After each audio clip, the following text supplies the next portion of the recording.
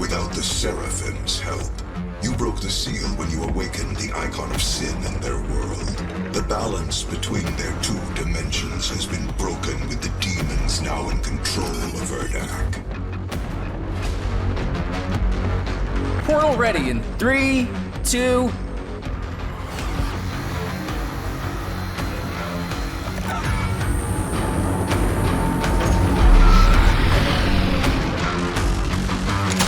So today's the big day. It's finally here. Ancient Gods DLC for Doom Eternal is finally live. And before I get into this video, I wanted to do a little bit of housekeeping. Is that the right word? I know when I put out yesterday's video, a lot of people were scared that they couldn't buy the DLC or they couldn't find any leaks or anything like that because all of the listings on their platform's store have been removed. Well, as of this morning, all the listings are back up. So if you want to buy the season pass or if you want to buy the DLC separately by itself, you should now be able to do so. Which, again, in case you guys forgot, you can actually buy the DLC by itself. You don't need the base game of Doom Eternal, and the DLC by itself is $20 USD, in case you were curious. With that out of the way, let's get into the video.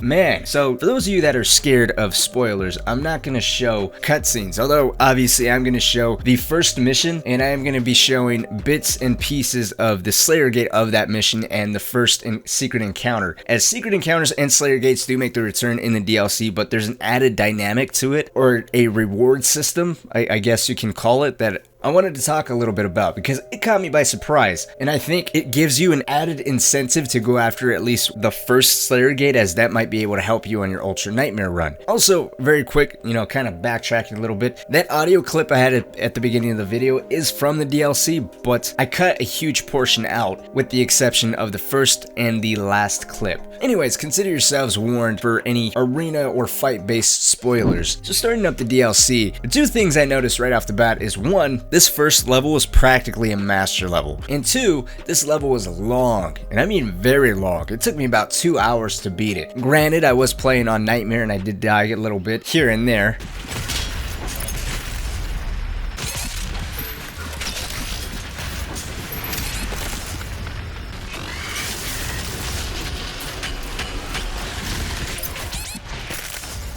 And there was a fair amount of time spent trying to find the second secret encounter, which I still don't know where it is. I'm gonna feel very stupid when I finally figured it out. But regardless of trial, errors, dying, struggling to find the secret encounter, I think the level is still a solid 45 minutes to an hour minimum. I'd say maybe an hour if you're playing on a harder difficulty and being a little bit more laid back. You can probably burn through it in 30 minutes if you're playing on, let's say I'm Too Young to Die and you just want to run through it. Again, provided you don't want to go through the Slayer Gate, which is probably going to add at least another 15 minutes to your run. But they throw everything at you. I don't know how closely you guys are paying attention to the gameplay, but this is all the first 5 minutes of the gameplay. You get a Mancubus, Soldiers, Revenants, Carcass, Hell Knight, Dread Knight, Arachnotrons. You get an Empowered Demon within the first 5 to 10 minutes, and Marauders thrown at you within the first 10 minutes, which sounds more or less deep into it, but in reality, you've only done 2 rooms. This first level is also the level where they throw the double Marauders at you, which, by the way, nowhere near as hard as you might think. The hard part comes after the 2 of them. After those 2 double Marauders, you're then dealing with a Tyrant, an Arachnotron, some Cyber Mancubi, a Mancubus, Whiplashes, Carcasses, and some other demons thrown into the mix. Not to mention, they electrify the floor. There's 2 levels to this arena,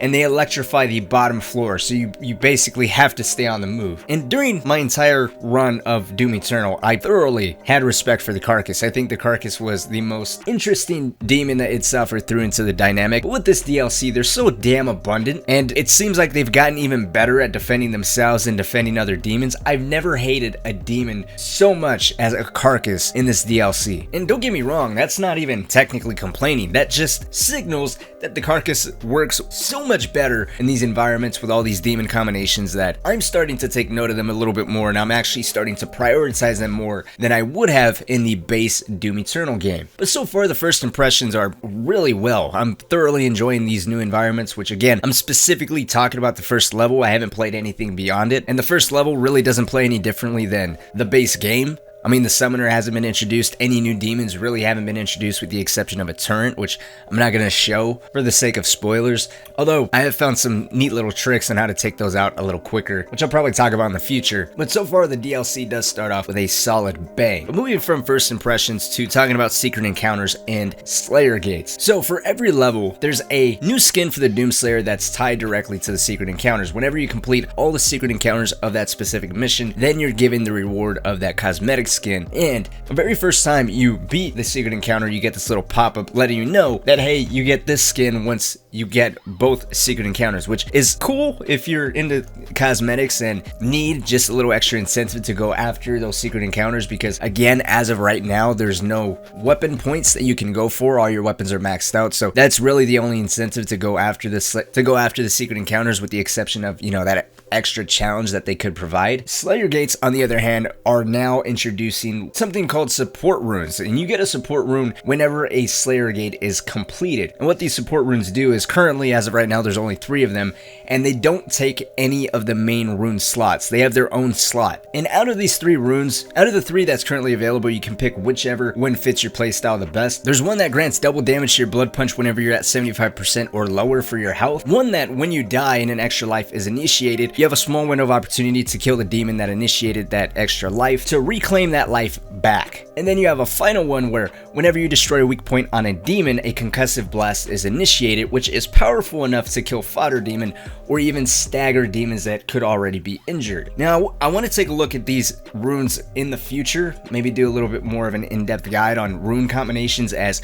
Punch and Reeve sounds like a good combination with Equipment Fiend and even this Desperate Punch support rune, which gives you double blood punch damage. The passive concussive blast that you get upon destroying an enemy's weak point also seems like a very good passive rune just to have on a normal run. You can actually see gameplay of that right here, which unfortunately, in case you guys were curious, you can't take support runes into the base game, which I think is a giant missed opportunity. I also don't think that they're available in master levels, considering that the master levels that we currently have, which are Arc Complex and Cultist base, are in pretty much a separate menu than the DLC itself, so that could be an indicator that you just can't cross over the content like that, but we'll have to wait and see. But anyways, that's gonna wrap it up for this video. Just quick, short first impressions of the DLC, talking a little bit about support runes, how you get them, some extra content that the update brought, and some other stuff. But let me know what you guys think down in the comment section. Have you guys played the DLC yet? Are you guys waiting? What do you guys like most about the DLC?